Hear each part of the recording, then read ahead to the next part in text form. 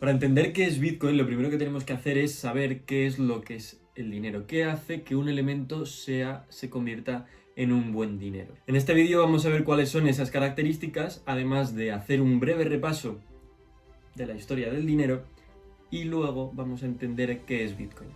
Porque si no entendemos cuáles son esas características, ni tampoco sabemos la historia que tiene el dinero, desde cómo surgió hasta cómo hemos llegado actualmente al dinero fiat, no vamos a entender qué es lo que es Bitcoin.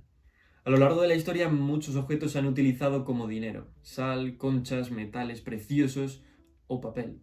Pero claro, no todo sirve como dinero. Para que algo sea un buen dinero necesita tener una serie de propiedades económicas. La primera característica es la escasez, porque para que algo sea una buena reserva de valor no puede crearse fácilmente, porque si su oferta se expande sin límites, su poder adquisitivo tiende a deteriorarse. La segunda característica es la durabilidad, porque un buen dinero tiene que mantenerse en el tiempo, tiene que ser capaz de mantener el valor, y si se pudre, se oxida, desaparece o cualquier otra cosa, no sirve para ello. En tercer lugar, tiene que ser un dinero que sea portable y que sea divisible. Un dinero que se pueda dividir en unidades pequeñas y que sea fácilmente transportable, porque si no, esto genera fricciones económicas. En cuarto lugar, tiene que ser verificable, es decir, que su autenticidad la pueda comprobar cualquiera, para ver que es un dinero real y que no lo han falsificado.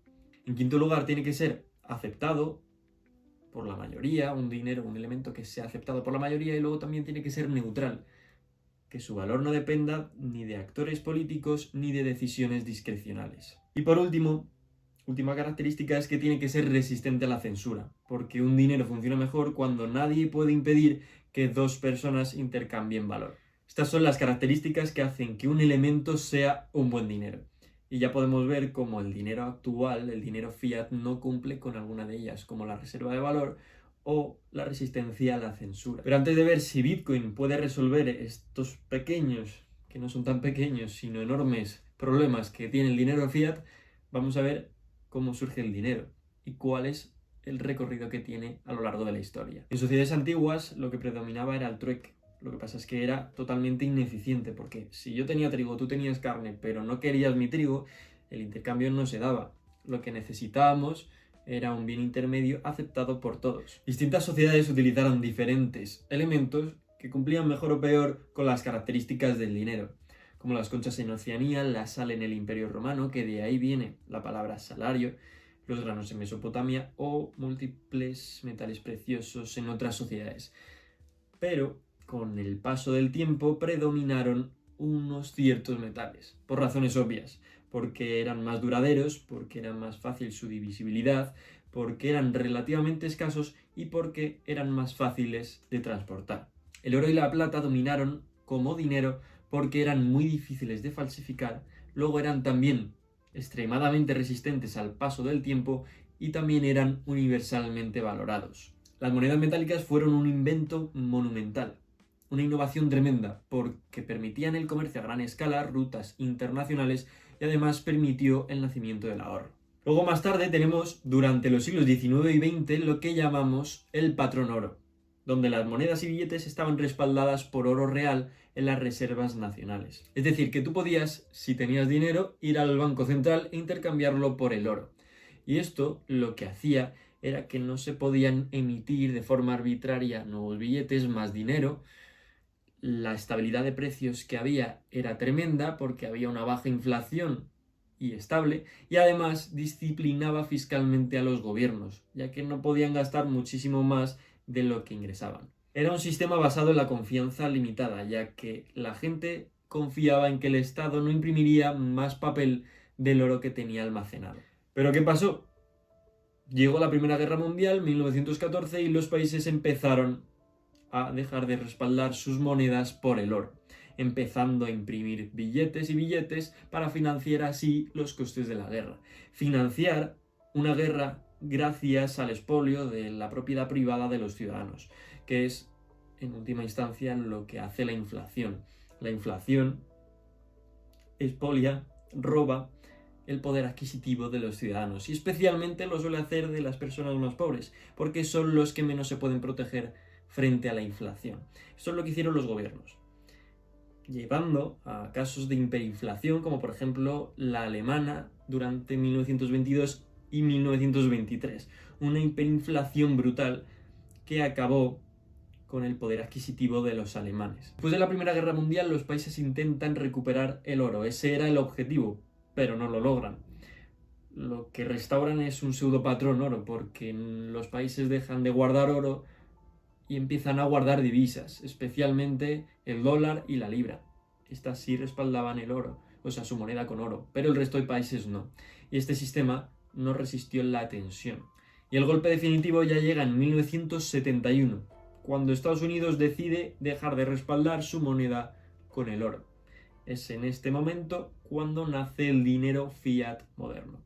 El dinero fiat es un dinero cuyo valor depende única y exclusivamente de la confianza en el Estado que lo emite. No está respaldado por ningún activo físico y puede crearse en cantidades potencialmente ilimitadas. Es decir, que su oferta se puede expandir por decisiones políticas, los tipos de interés se manipulan y se fijan de forma artificial, el poder adquisitivo de las personas se deteriora año tras año debido a la inflación estructural, una inflación institucionalizada, y además son los bancos los únicos que pueden custodiar el dinero. Además, que si no les gusta una transacción, la pueden bloquear. Y ejemplos de esto último hay. Tenemos el corralito argentino. En 2001 Argentina restringió el acceso al dinero de los ciudadanos. Los bancos limitaban la cantidad que se podía retirar, millones de personas se quedaron sin poder acceder a sus ahorros y el peso se devaluó masivamente. Esto mostró que en un sistema fiat el dinero no siempre es tuyo y que las reglas del juego pueden cambiar en cualquier momento. Además tenemos también ejemplos históricos como la hiperinflación en Venezuela o en Zimbabue, la devaluación repetida del peso argentino o la restricción de capitales en Grecia en 2015. Y aquí es donde aparece Bitcoin. Bitcoin no es una empresa, tampoco es una organización, sino que es un sistema monetario digital y descentralizado. Nadie, absolutamente nadie puede tomar decisiones de forma unilateral. Nadie puede controlar Bitcoin. Bitcoin es una arquitectura monetaria que viene a resolver un problema milenario, como ya lo hemos visto. Cómo crear un dinero duro, neutral y resistente al poder humano en la era digital. Para entenderlo, conviene dividir Bitcoin en 3 capas que forman un único sistema coherente. La primera capa, Bitcoin como red de verificación. Bitcoin es ante todo una red distribuida de validadores, nodos, que conjuntamente de forma voluntaria ejecutan las mismas reglas. Esto significa que la red no se coordina a través de jerarquías, sino mediante consenso. Esto en la práctica hace que Bitcoin sea la primera infraestructura monetaria que no depende en terceros y además donde la verificación es totalmente independiente. Luego, en la segunda capa tenemos que ver a Bitcoin como un activo monetario.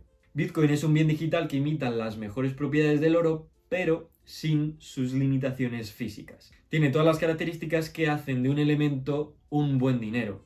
La primera de ellas, la escasez absoluta. Nunca habrá más de 21 millones de bitcoins. Luego, la inmutabilidad, ya que las unidades no pueden falsificarse ni duplicarse.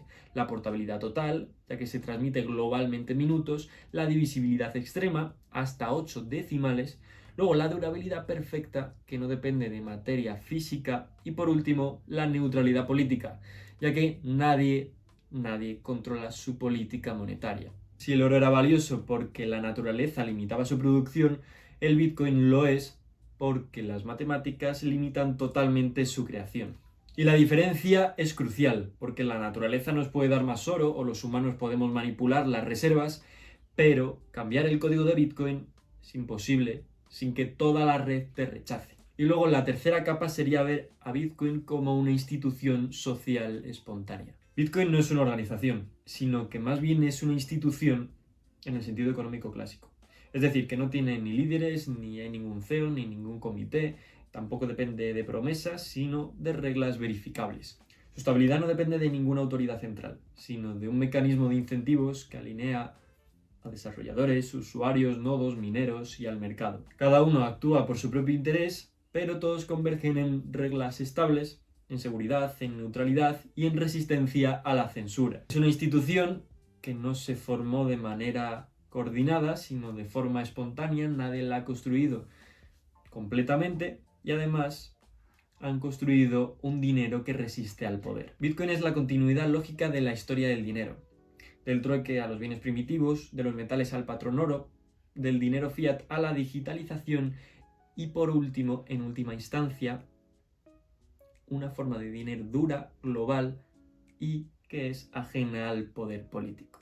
Bitcoin no es que sea un experimento tecnológico, sino que es la primera implementación exitosa de un dinero que es incorruptible e inconfiscable. El primero que no depende de instituciones humanas para garantizar su valor, el primero que no puede censurarse y el primero que no puede devaluarse por capricho. Y por eso para muchos economistas no es que Bitcoin sea el dinero del futuro, sino que es el retorno a la esencia del buen dinero con herramientas del siglo XXI. Por último, y para que quede completo el vídeo, decir que Bitcoin es una cosa y el resto de criptomonedas otra. Lo que pasa es que esto da para otro vídeo, así que ya lo veremos. Espero que te haya gustado este y nos vemos en la próxima. Un abrazo.